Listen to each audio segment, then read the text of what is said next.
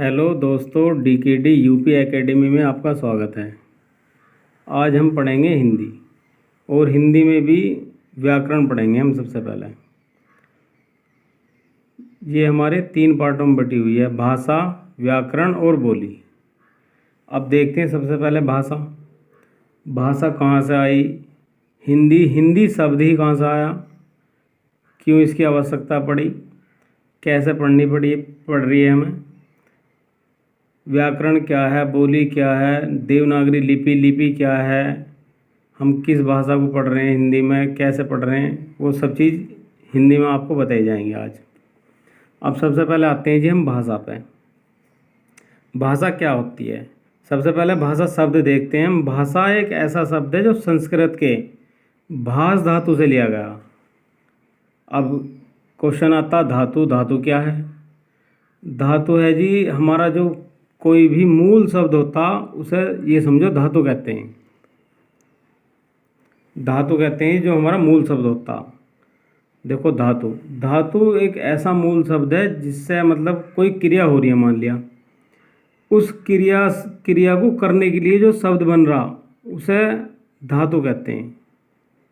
यानी क्रिया के मूल शब्द को ही धातु कहते हैं। जैसे हमारा मूल शब्द है पढ़ से बना पढ़ना, तो पढ़ना तो होगी एक क्रिया, और पढ़ जो शब्द है ये हमारा मूल शब्द है, इसलिए इसे धातु कहते हैं। जैसे खाने को खा हमारा मूल शब्द होगा यानी धातु, और खा से बना खाना ये हमारा होगा क्रिया। हम दूसरे शब्दों में कह सकते हैं क्रिया के मूल शब्द को धातु कहते हैं। अब सबसे पहले आते हैं भाषा पे। देखो, भाषा क्या होती है? भाषा क्या है? भाषा की परिभाषा देखते हैं पहले। भाषा एक ऐसा साधन है जिसके द्वारा मनुष्य अपने विचारों को दूसरों पर प्रकट कर सकता। मतलब मनुष्य के मन में जो भी विचार आ रहे हैं एक दूसरे से कह सकते हैं, पर वो भाषा सरल और सहज होनी चाहिए, यानी जिसे हम बोलकर, सुनकर, पढ़कर, लिखकर व्यक्त करते हैं। और सबसे बड़ी बात होती है भाषा को सार्थक और स्पष्ट होना चाहिए। सार्थक का मतलब है जब हम किसी से कुछ कह रहे हैं तो उसे समझ में भी आनी चाहिए वो बात, वो हमसे कह रहा है उसकी बात हमें समझ में आनी चाहिए। मतलब स्पष्ट होना जरूरी है भाषा को। और भाषा देखो 2 प्रकार की होती है।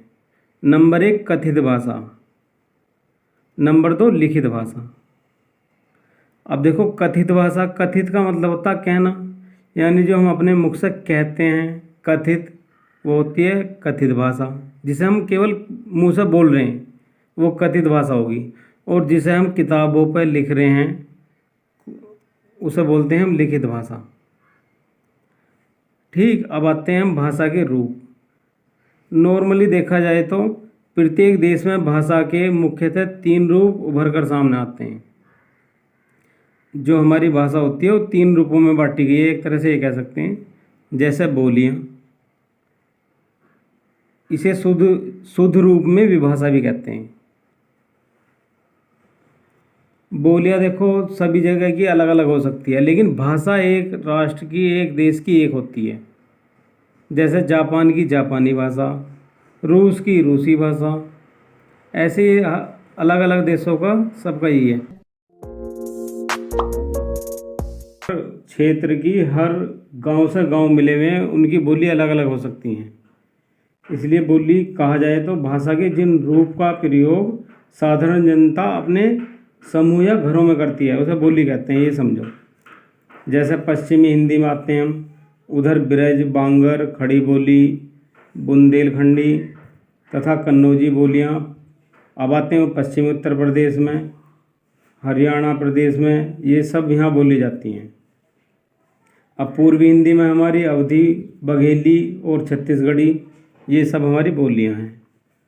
राजस्थानी में मारवाड़ी है, मेवाती है, ये बोलियाँ हैं। बोलियाँ हमारी हर क्षेत्र की, हर कस्बे की अलग हो सकती है, लेकिन भाषा एक होगी। वो कहते हैं ना, कदम कदम पर बदले पानी, कोस कोस पर वाणी। इसलिए बोली अलग अलग हो सकती है, लेकिन भाषा केवल एक रहेगी। अब देखते हैं परिनिश्चित भाषा। परिनिश्चित भाषा क्या होती है? भाषा के शुद्ध रूप को परिनिष्ठित भाषा कहते हैं। हम जो अपनी हिंदी पढ़ रहे हैं उसका जो शुद्ध रूप है बिल्कुल, उसे परिनिष्ठित भाषा कहते हैं। ठीक, अब आते हैं हम राष्ट्रभाषा पे। राष्ट्रभाषा क्या होती है? राष्ट्रभाषा होती है जी हमारी मतलब किसी भी देश की परिनिष्ठित भाषा, जब व्यापक रूप से बहुत सारे लोगों में, परिनिष्ठित भाषा का मतलब यही है शुद्ध भाषा, जब बहुत सारे लोगों में ग्रहण कर ली जाती है, व्यवहार में आ जाती है, वे आपस में उसमें बोलचाल करते हैं, उसे ग्रहण कर लेते हैं, तब आगे चलकर यही परिनिष्ठित भाषा आगे चलकर राजनीति और सामाजिक शक्ति के आधार पर राष्ट्रभाषा का स्थान पा लेती है, उसे हम राष्ट्रभाषा कहते हैं। अब आते हैं जी हम हिंदी पे। हमें पढ़ना हिंदी। ये तो हमने थोड़ी सी हिंदी के बारे में बताया, कहाँ से कैसे आई, क्या हुआ। अब हम देखते हैं हिंदी। सबसे पहले हमारे दिमाग में एक ही सवाल आता है हिंदी का नाम आते ही, भाई हिंदी शब्द ही कहाँ से आया? ये हिंदी शब्द आया कहाँ से?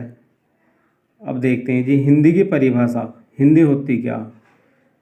हिंदी, हिंदू और हिंदुस्तान, ये शब्द फारसी भाषा के हैं। ये जो शब्द हैं हमारे, ये फारसी भाषा के हैं जी। अब फिर उसके बाद धीरे धीरे 13वीं सदी के प्रारंभ में भारत के एक फारसी कवि थे ओफी नाम के, उन्होंने सबसे पहले हिंदवी शब्द का प्रयोग किया। सबसे पहले उन्होंने हिंदवी शब्द का प्रयोग किया जी, फारसी कवि ओफी ने। फिर उसके बाद 16वीं सदी में आए। 16वीं सदी में जायसी जी ने भी हिंदवी शब्द का प्रयोग किया। फिर उसके बाद 17वीं सदी में आए। 17वीं सदी तक मुसलमान कवियों द्वारा हिंदी और हिंदवी, देखो हिंदी और हिंदवी, यहाँ दोनों शब्दों का प्रयोग किया गया। इन्होंने केवल हिंदवी शब्द का प्रयोग करा 13वीं सदी में फारसी कवि ओफी ने। फिर 16वीं सदी में जायसी जी ने भी हिंदवी शब्द का प्रयोग किया। फिर 17वीं सदी में आते हैं हम। 17वीं सदी तक मुसलमान कवियों द्वारा, ये इम्पोर्टेंट है जी, मुसलमान कवियों द्वारा हिंदी और हिंदवी दोनों ही शब्दों का प्रयोग किया गया। अब देखो जी हम आते हैं 18वीं सदी में। अब 18वीं सदी में अंग्रेजों का आगमन होता, तब हिंदी को हिंदुस्तानी संज्ञा दी गई। जब अंग्रेजों का आगमन हुआ 18वीं सदी में, तब हिंदी को हिंदुस्तानी संज्ञा दी गई। किंतु जो हमारे भारत के लोग हैं उन्होंने हिंदी को ही स्वीकार किया। जो हमारे भारतीय जनमानस के लोग थे उन्होंने हिंदी को ही स्वीकार किया। अब हम देखते हैं जी इसकी लिपि क्या होती है। हम जिस लिपि में पढ़ते हैं हिंदी को कहते हैं ना, हिंदी की लिपि देवनागरी लिपि है। लिपि क्या है, देवनागरी क्या है, अब उसके बारे में देखते हैं। हमें पता है हिंदी की लिपि देवनागरी लिपि है। अब सबसे पहला क्वेश्चन आता है लिपि क्या होती है। अब हम देखो हिंदी में पढ़ते हैं जी व्याकरण। हमें व्याकरण पढ़नी है।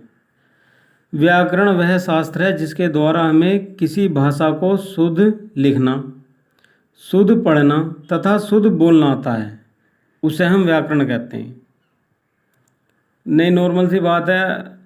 शुद्ध हम देखो जो हम किताबों में पढ़ते हैं उसे हम अपने जीवन में, व्यवहारिक जीवन में बोलते नहीं। जैसे हमें किसी को कहना नो इंगे हो जा, ऐसा देखो कहीं लिखा देखा तुमने किताबों में? कहीं नहीं मिलेगा। अगर हम, इसीलिए तो हम व्याकरण पढ़ रहे हैं, उसे शुद्ध बोलना भी आना चाहिए हमें। हम उसे कहेंगे इधर को हो जा, तब तो लगता है हाँ भाई किताबी वो है, ज्ञान है।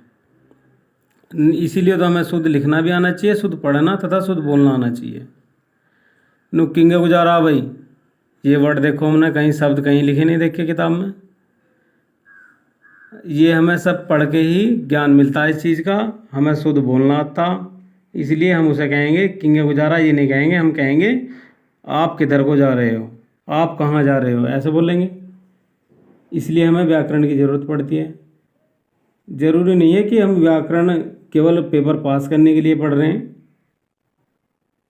हमें ज्ञान होना चाहिए हिंदी का, क्योंकि हम हिंदी भाषी क्षेत्र के लोग हैं, हमारी मातृभाषा हिंदी है, तो इसलिए हमें व्याकरण पढ़ना पड़ेगा अच्छे से। देखो जी व्याकरण पहले सबसे मेन बात करते हैं व्याकरण शब्द। व्याकरण का शाब्दिक अर्थ क्या होता है? ये जो व्याकरण है, व्याकरण इसका मतलब क्या होता है? व्याकरण तीन चीज़ों को मिलकर बना है। करण।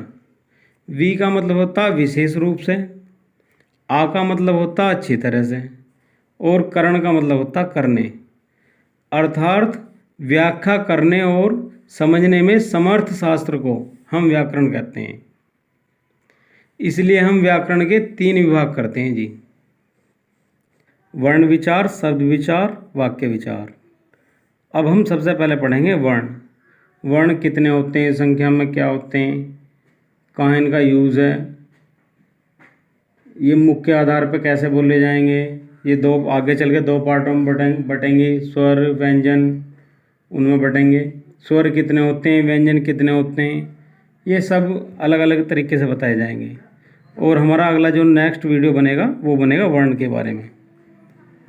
इसलिए आप सभी से हमारी गुजारिश है कि DKD UP एकेडमी चैनल को थोड़ा सहयोग करें कि हम अच्छी तरह आपको पढ़ा सकें, बता सकें, ज़्यादा से ज़्यादा लोगों तक पहुँचाएँ बस।